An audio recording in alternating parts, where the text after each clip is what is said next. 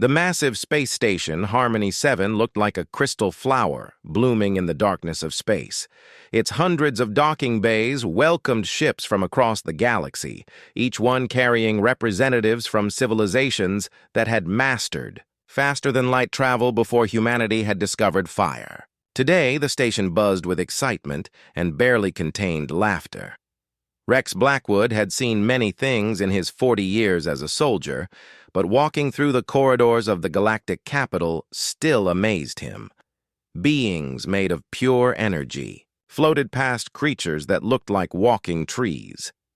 Six-legged cat-like aliens chatted with robots whose bodies seemed to shift between solid and liquid states. The universal translators built into his collar converted their various forms of communication into words he could understand, though the tone often came through as condescending amusement. The main council chamber stretched out like a vast amphitheater, with thousands of seats arranged in perfect circles around a central platform. Rex stood on that platform now, along with 5 other humans who represented Earth's first official contact with galactic civilization. Behind them, a massive screen displayed images of Earth's cities, military forces, and technology. With each new image, the laughter from the assembled aliens grew louder. Prime Diamond spoke first. The crystalline being's voice rang clear through the chamber's acoustic systems, each word carefully chosen to sound official and important. Species classification, 4847, designation human. Your planet Earth has been evaluated according to standard. Galactic protocols. We have reviewed your technological capabilities, social structures, and military resources. Roy Banks stepped forward slightly. As Rex's second in command, he had experience dealing with difficult negotiations, though nothing quite like this. We appreciate the Council's thorough evaluation. Earth is ready to contribute to galactic society in whatever capacity best serves the common good. A sound like grinding metal filled the chamber. This was laughter from the representatives of the Steel Imperium, mechanical beings who had replaced their organic bodies with advanced machinery thousands of years ago. Their leader, Admiral Crone, rose from his seat. Contribute your entire planet couldn't power one of our mining stations for a single day. More laughter erupted from different sections of the chamber. A blob-like creature from the fluid states giggled in a way that sounded like water gurgling down a drain. They still use chemical rockets to reach their own moon. How adorable. Rex remained perfectly still, his face showing no emotion. He had learned long ago that sometimes the best strategy was to let others underestimate you.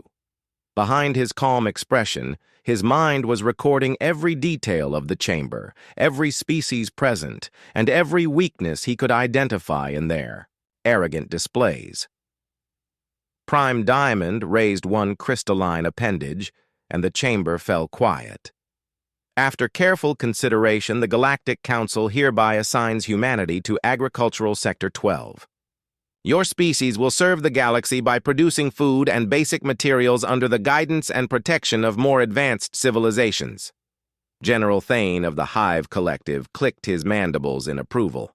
The insect-like being had commanded fleets that conquered entire star systems, and he found humanity's primitive weapons particularly amusing.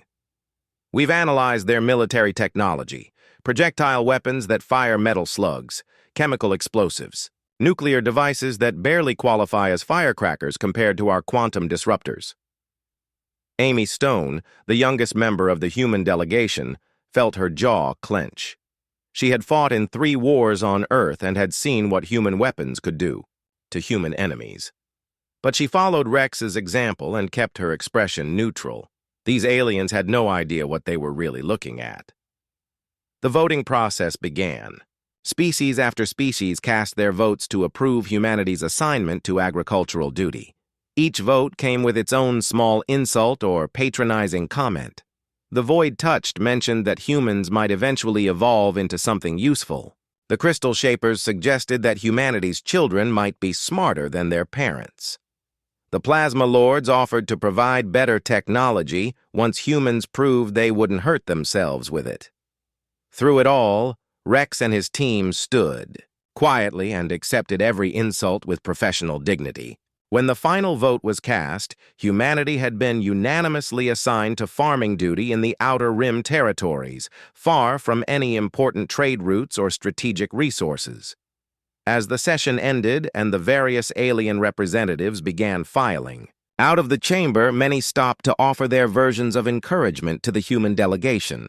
These ranged from actual attempts at kindness to thinly veiled mockery dressed up as helpful advice. "Don't worry," chirped a bird-like being from the Feathered Federation. "Agricultural work is honest labor. Your species should be proud to feed. Your betters.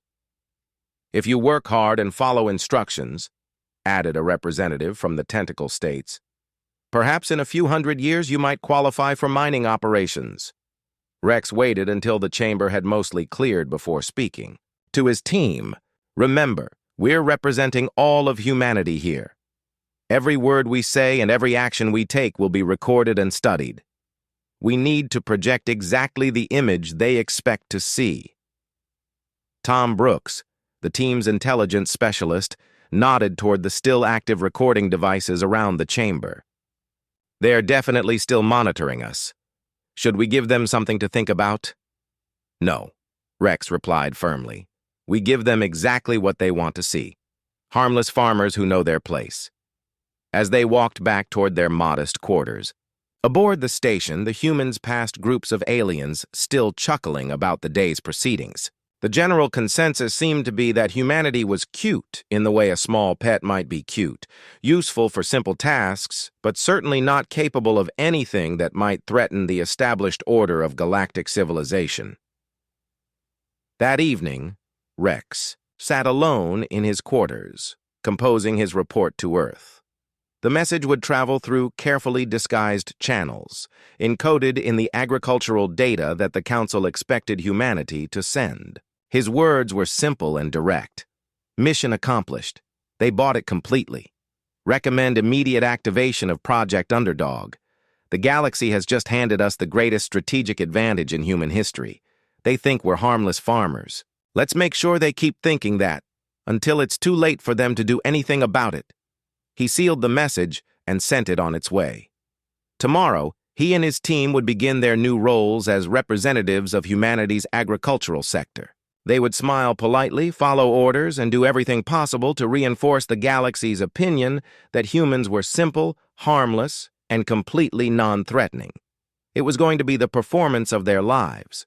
Dr. Alex Morgan never imagined that his greatest scientific breakthrough would happen inside what appeared to be a simple grain silo on a farming planet at the edge of galactic civilization.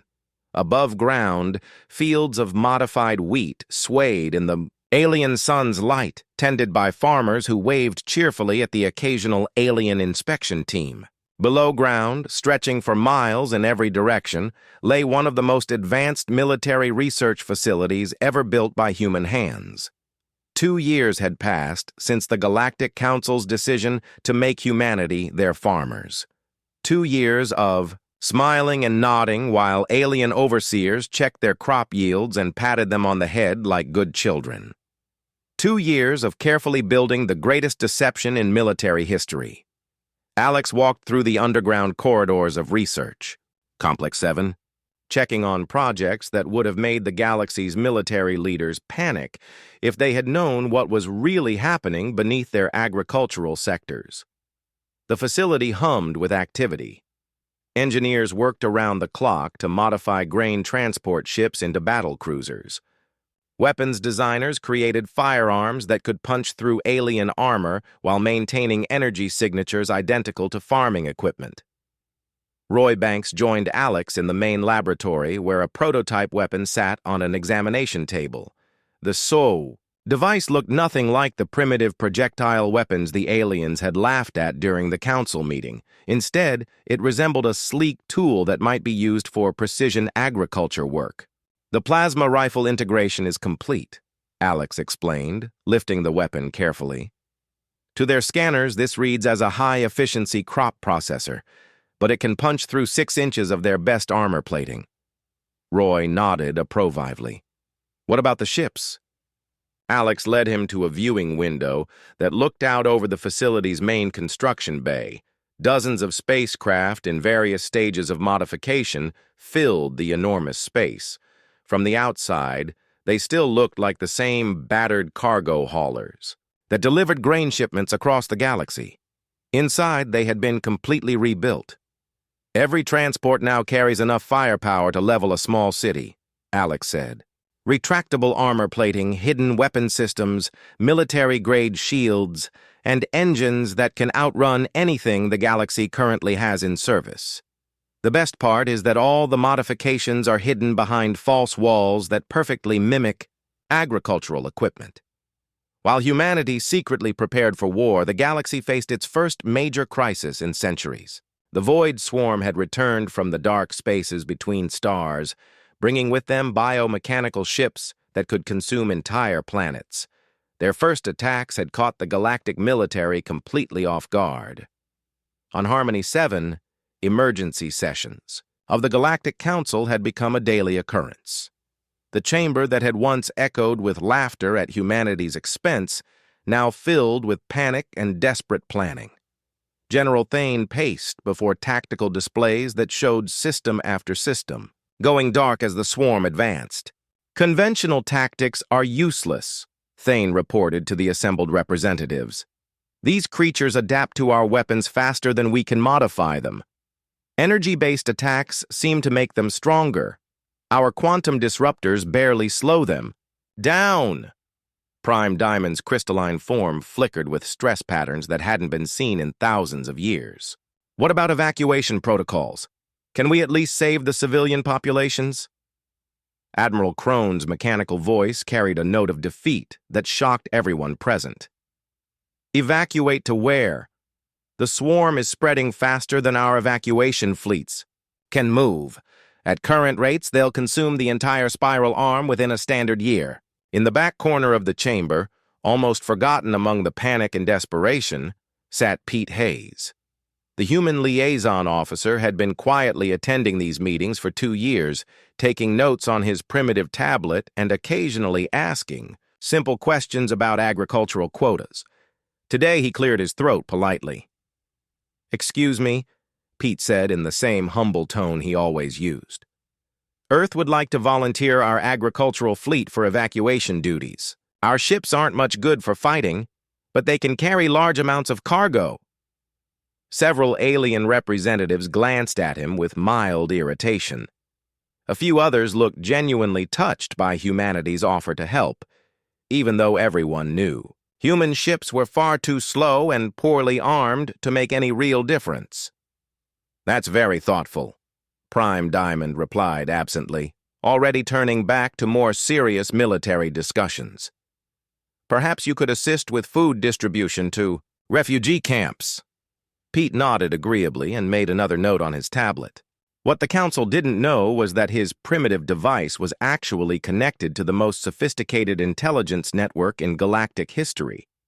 Every word spoken in these emergency sessions was being transmitted to Earth's military command, giving humanity detailed information about the swarm's capabilities and the galaxy's failed responses.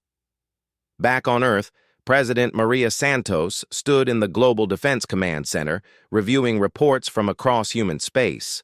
The facility had been built in complete secrecy, hidden beneath what appeared to be an agricultural college. Like everything else humans had constructed over the past 2 years, it served a dual purpose. "The Council has lost 40% of their fleet," reported General Kate Davis. "Their tactics are predictable, their technology has made them overconfident, and their arrogance is getting them killed." Rex, now promoted to Fleet Admiral, studied holographic displays showing the swarm's advance. "The aliens are fighting with energy weapons exclusively, lasers, plasma cannons, quantum disruptors. But according to our analysis, the swarm actually feeds on energy-based attacks." Dr. Morgan joined the briefing by video link from his underground laboratory. "That's correct. These creatures convert directed energy into biomass for reproduction. Every shot the aliens fire just makes the swarm stronger and more numerous." Santos leaned forward in her chair. "And our weapons? Kinetic energy, chemical explosives, Good old-fashioned metal projectiles moving at high velocity, Morgan replied with a grin. The swarm has never encountered weapons that work by physically destroying tissue instead of converting energy states. They have no evolutionary defense against getting shot with a bullet.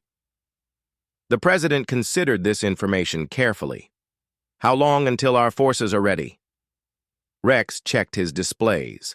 1st Agricultural Squadron is already in position along Supply Route 7. 47 ships, each one a fully armed battle cruiser disguised as a grain hauler. Most of the crews still think they're delivering food supplies to refugee camps. The beautiful irony of the situation wasn't lost on any of them. The galaxy had given humanity 2 years of complete freedom to prepare, access to detailed intelligence about every military system in known space, and positions along every major supply route. They had essentially invited Earth to conquer them. But conquest wasn't what humanity had in mind. As the Void Swarm continued its relentless advance and the galaxy's military forces crumbled before an enemy they couldn't effectively fight, Earth's hidden fleets moved into position. The galaxy was about to discover that their harmless farmers had been preparing for this moment since the day they had first been dismissed and laughed at in the council chambers. The emergency klaxon aboard the grain transport Lucky Strike had never been designed to sound during an actual combat situation. Bill Foster, the ship's captain, had activated it only twice before during routine safety drills that his crew found more boring than threatening. Today, as the massive biomechanical shape of a Void Swarm scout ship filled his main viewer, the alarm seemed almost cheerfully inadequate for the situation. Bill had spent 15 years hauling agricultural products across the galaxy's outer, rim territories. His ship was registered as a simple cargo hauler. His crew consisted of former farmers and agricultural engineers, and his manifest listed nothing more dangerous than processed grain supplements and farming equipment. The Galactic Council's database showed him as exactly what he appeared to be, a middle-aged human who had never fired a weapon more advanced than a simple projectile pistol.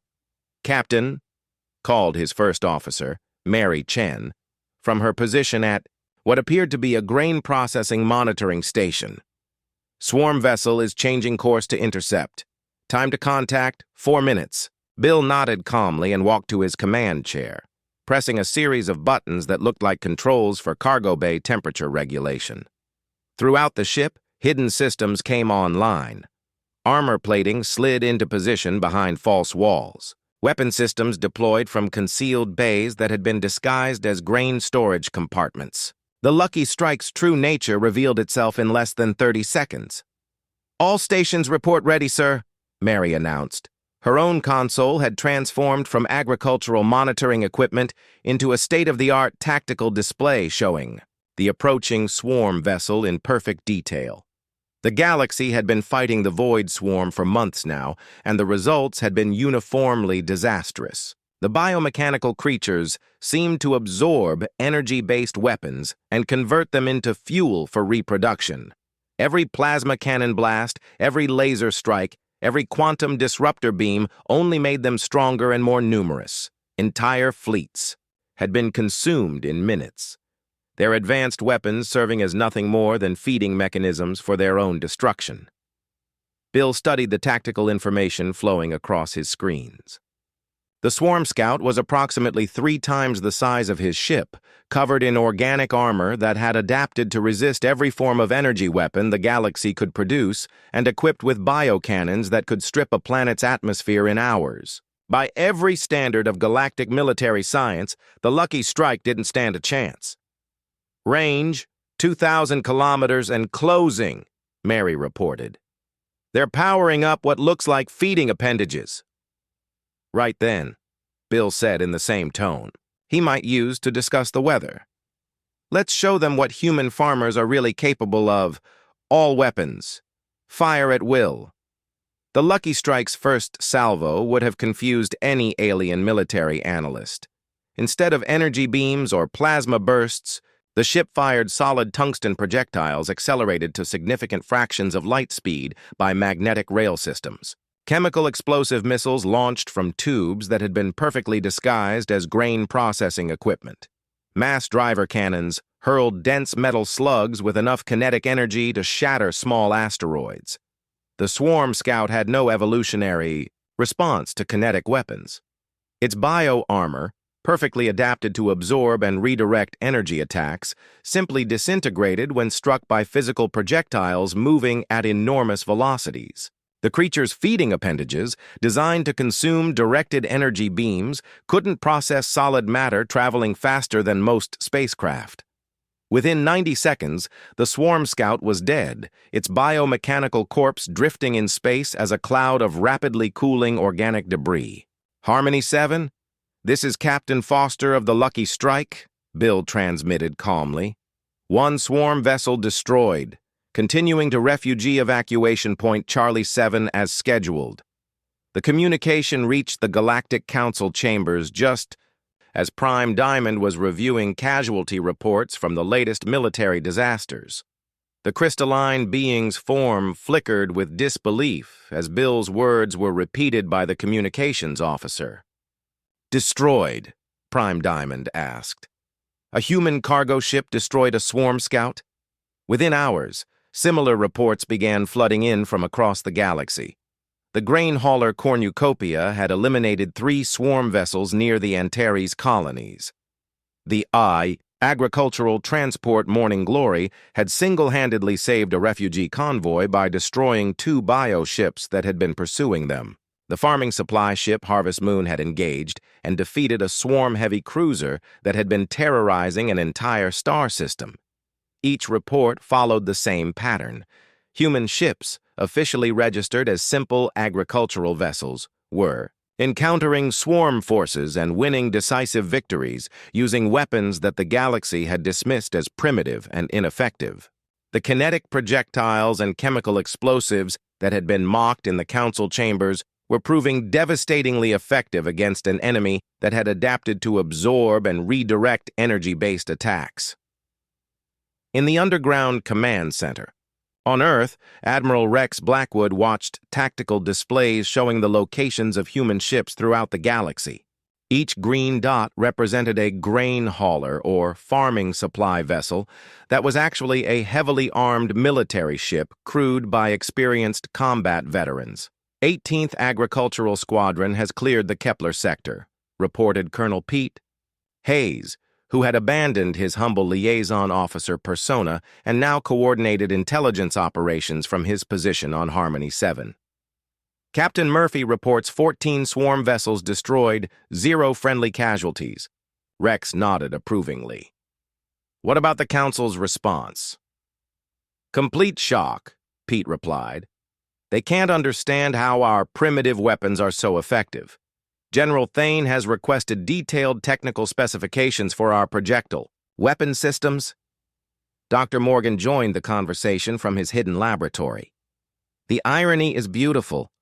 We've been studying warfare for our entire history as a species. Every other civilization in this galaxy achieved peace through technological superiority, then stopped innovating militarily.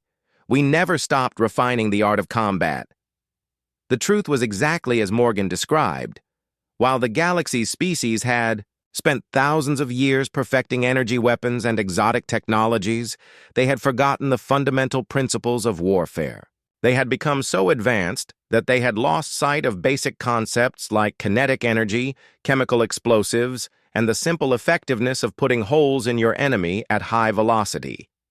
Humanity, dismissed as primitive farmers, had spent 2 years studying every military system in galactic civilization. They had analyzed weaknesses, identified tactical errors, and prepared countermeasures for every threat except the one that mattered most. The Void. Swarm's vulnerability to kinetic weapons had been theoretically obvious from the beginning, but the galaxy's military leaders were too sophisticated to consider such a simple solution. As reports continued to arrive of human victories, across multiple star systems, the Galactic Council faced an uncomfortable reality. Their harmless farmers had become the only effective military force in known space, and they had done it using weapons that any civilized species would have considered laughably primitive. The galaxy's punchline was becoming its salvation, one kinetic projectile at a time. The massive void swarm bioship stretched across space like a diseased mountain, its organic hull pulsing with the stolen energy of a dozen devoured civilizations. For 3 weeks, it had terrorized the Rigel system, consuming everything from orbital stations to the atmosphere of inhabited planets. The galaxy's finest military minds had declared it unstoppable after watching their most advanced fleets get absorbed and converted into swarm biomass. Now it faced a simple grain transport called the Harvest Moon, officially registered as carrying processed agricultural nutrients to refugee camps. The bioship's sensory organs, adapted through millions of years of evolution, detected no significant energy signatures from the small vessel. Its primitive chemical engines and basic life support systems registered as completely non-threatening. The creature began extending feeding appendages, anticipating an easy meal. Admiral Rex Blackwood stood in the command center of what the galaxy still believed was a humble cargo hauler. Around him, his crew operated systems that would have impressed the Council's best military engineers if they had been capable of recognizing advanced technology when it didn't match their preconceptions about how such systems should look. "Target analysis complete," reported Lieutenant Mary Stone from her tactical station. "Bioship measures 14 kilometers in length, estimated mass 40 million tons.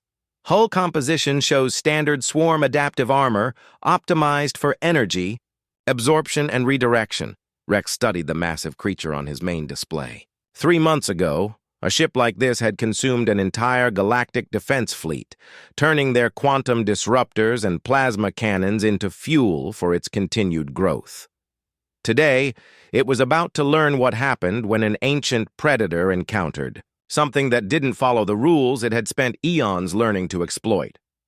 "All weapons systems, commence firing," Rex commanded. The Harvest Moon's first salvo dispensed with any pretense of being an agricultural vessel.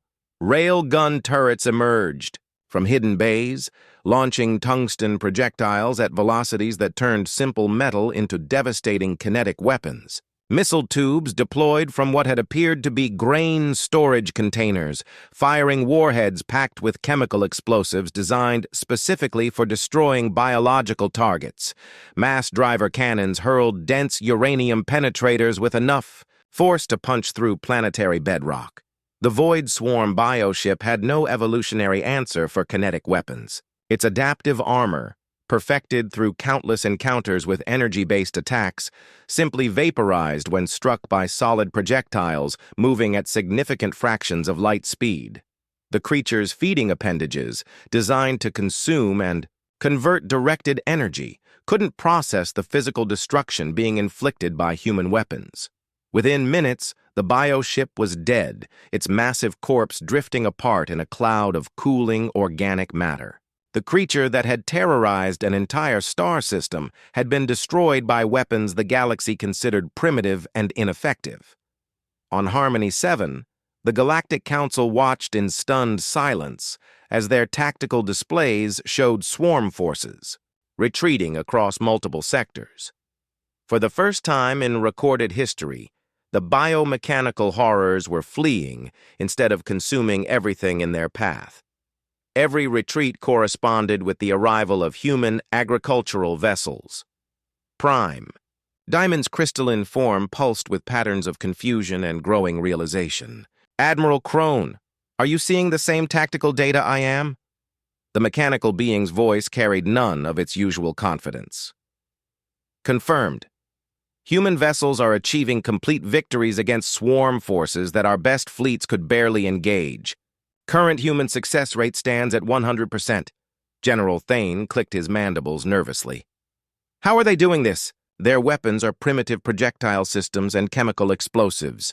We analyzed their capabilities 2 years ago." "Apparently," Prime Diamond said slowly, "our analysis was incomplete. The communication system activated, showing Admiral Rex, Blackwood's weathered face. But the expression was different now. Gone was the humble farmer's demeanor that had characterized humanity's representatives for 2 years. In its place was the confident bearing of a career military officer who had just executed the greatest strategic deception in galactic history. Prime Diamond, Rex said pleasantly. I trust our agricultural services continue to meet your expectations. The silence in the council chamber stretched for long seconds before Prime Diamond managed to respond. Admiral Blackwood, I believe we may have underestimated certain aspects of human capabilities. Rex's smile widened. Did you know that humans have been refining warfare for over 10,000 years? While your species achieved peace through technological superiority and then stagnated militarily, we never stopped studying combat. We never stopped innovating ways to destroy our enemies. Dr. Morgan's voice joined the conversation from Earth. The beautiful irony is that you gave us complete access to your databases, detailed intelligence on every military system in the galaxy, and 2 years of unrestricted preparation time. From a strategic standpoint, you essentially invited us to conquer you. Captain Bill Foster appeared on a secondary channel. But here's the thing that makes this really special. We didn't want to conquer you. We wanted to protect you.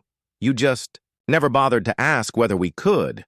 The tactical displays continued to update as human forces systematically dismantled swarm formations across the galaxy. The primitive weapons that the Council had mocked were proving devastatingly effective against an enemy that had adapted to absorb and redirect energy-based attacks, but had no defense against simple kinetic projectiles.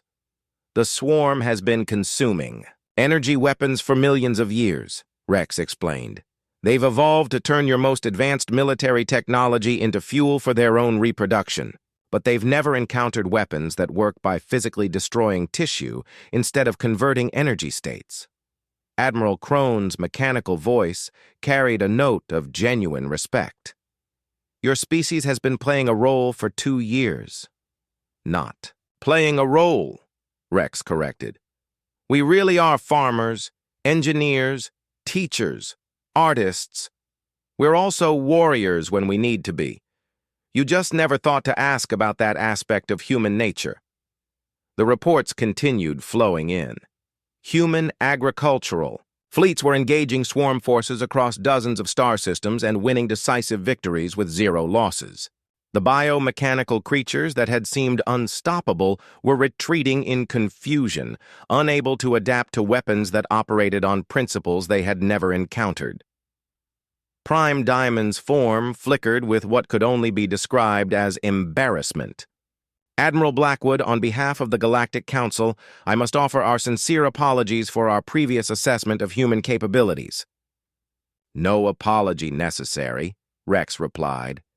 You saw exactly what we wanted you to see. Harmless farmers who knew their place in the galactic order. It just turns out that human farmers have some additional skills that didn't come up during our initial evaluation. As the day progressed, the scope of humanity's deception became clear. Every agricultural vessel was a disguised warship. Every farming colony was a fortified military base. Every human smile had masked the patient preparation of the most effective fighting force the galaxy had ever seen. The species that had been the galaxy's punchline for 2 years had revealed themselves as its most sophisticated military power, and they had done it while maintaining their essential humanity. They protected rather than conquered, defended rather than dominated, and smiled not from subservience, but from the quiet confidence of guardians who had finally been given the opportunity to do what they did best. The morning sun cast long shadows across the former Terran Agricultural Cooperative Headquarters, now officially designated as the Galactic Defense Command Center. President Maria Santos walked through corridors that had once buzzed with discussions about crop yields and farming equipment, but now echoed with strategic planning for the defense of an entire galaxy. 6 months had passed since humanity's revelation, and the transformation had been remarkable in its completeness. In Conference Room Alpha, representatives from across the galaxy gathered around a table that had previously been used for agricultural trade negotiations. The power dynamic had shifted so fundamentally that many of the alien delegates still seemed uncomfortable with their new reality. Where once they had condescended to humanity's representatives, Now they listened with the respectful attention due to the species that had saved galactic civilization. Prime Diamond's crystalline form had developed new light patterns over the past months, ones that conveyed deep respect rather than the casual dismissal that had characterized their previous interactions. "The quarterly defense report shows remarkable progress," the being announced. "Swarm activity has decreased by 97% across all monitored sectors." Admiral Rex Blackwood, now bearing the title Supreme Galactic Commander, nodded, acknowledgement from his position at the head of the table. "The remaining swarm clusters appear to be retreating toward the galactic rim. Our long-range scouts report they're avoiding any systems with human defensive positions." General Thane, who had once mocked humanity's primitive weapons, now deferred to human tactical expertise with the enthusiasm of a convert. "The integrated defense grid is performing beyond all projections. Human weapon platforms combined with our sensor networks have created the most effective early warning system in galactic history. But the real transformation wasn't in the military hardware or the organizational charts. It was in the fundamental relationship between Earth and the rest of galactic civilization. The species that had been assigned to agricultural duty had become the galaxy's protectors, and they had done it without losing their essential character. Captain Bill Foster, now Admiral Foster of the Outer Rim Defense Fleet, exemplified this change. He still managed his responsibilities with the same easy competence he had once shown hauling grain across space, but now those responsibilities included coordinating the defense of entire star systems. "The thing about being farmers," he explained, to a gathering of alien military officers, "is that farmers understand patience, timing, and the importance of protecting what grows." Dr. Morgan's research facilities had expanded beyond their hidden underground complexes and now operated openly across human space. His teams worked alongside the galaxy's brightest minds, sharing knowledge that had been carefully concealed during the years of deception. "We're not trying to replace your technology," he told a mixed species engineering conference. "We're trying to complement it. Sometimes the most advanced solution is also the simplest one." The Galactic Military Institute, established in what had once been an agricultural college on Earth, had become the premier training facility for defensive operations throughout known space. Young officers from hundreds of species came to learn human tactical doctrine, weapon systems, and the philosophy of protection rather than conquest. Lieutenant Amy Stone, promoted to colonel and now head of tactical instruction, addressed her newest class of alien cadets. "Human military doctrine is based on a simple principle: the strong protect the weak. Not because it's profitable or strategic, but because it's right. That's not primitive thinking.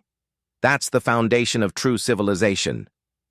The agricultural shipments continued, of course.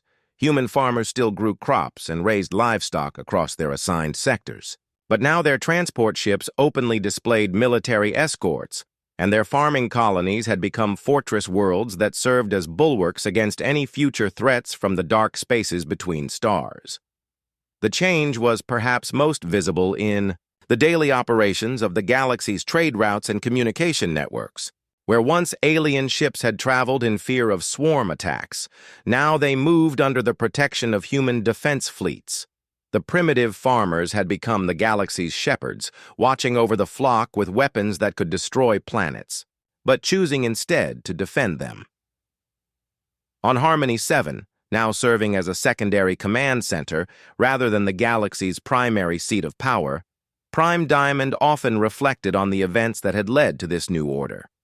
The being's crystalline structure had evolved new patterns specifically for expressing concepts like humility and gratitude, emotions that had been largely unnecessary during the previous era of galactic complacency. "We made the classic error," Prime Diamond confided to Admiral Crone during one of their regular strategy sessions. "We confused technological advancement with actual capability. We thought that because their tools looked primitive, their minds must be primitive as well."